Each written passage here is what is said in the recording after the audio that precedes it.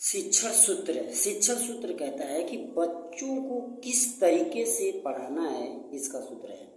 देखो, बच्चों को पढ़ाने के लिए टीचर एक अपने भाषा को, अपने शिक्षण व्यवस्था को एक आसान और सरल, सुगम और स्पष्ट तथा क्लास को रोचक बना के पढ़ाए, ताकि स्टूडेंट यानी विद्यार्थियों को सही चीज़ें समझ में आए।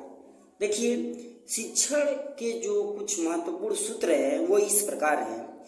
शिक्षण कभी भी ज्ञात से अज्ञात की पद्धति के द्वारा होना चाहिए, यानी कि शिक्षण जो व्यवस्था है वह ज्ञात से अज्ञात की ओर होना चाहिए, ताकि स्टूडेंट उस बात को समझ सके। अगर ज्ञात भाषा यानी ज्ञात जो स्टूडेंट को चीज़ें मालूम है, उसके आधार पर अगर शिक्षण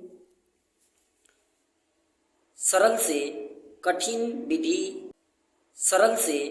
कठिन विधि का करना चाहिए।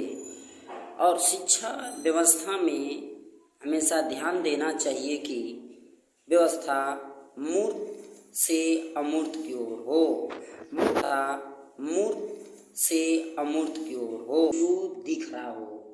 अमूर्त मतलब की व्यवस्था होनी चाहिए। शिक्षा हमेशा विशेष से सामान्य की ओर होनी चाहिए। शिक्षा विशेष से सामान्य की ओर होनी चाहिए।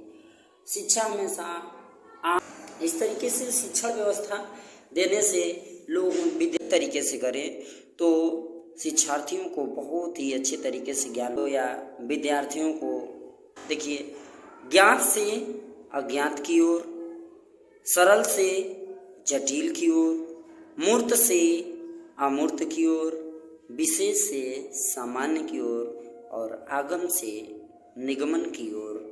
अगर इस प्रकार से शिक्षण व्यवस्था है तो समझ लीजिए कि बहुत ही अच्छी शिक्षण व्यवस्था होगी। आप सभी लोग से मेरी उम्मीद है कि आप सभी लोग इस वीडियो को देखेंगे और देखने के बाद अपने दोस्तों में शेयर करेंगे।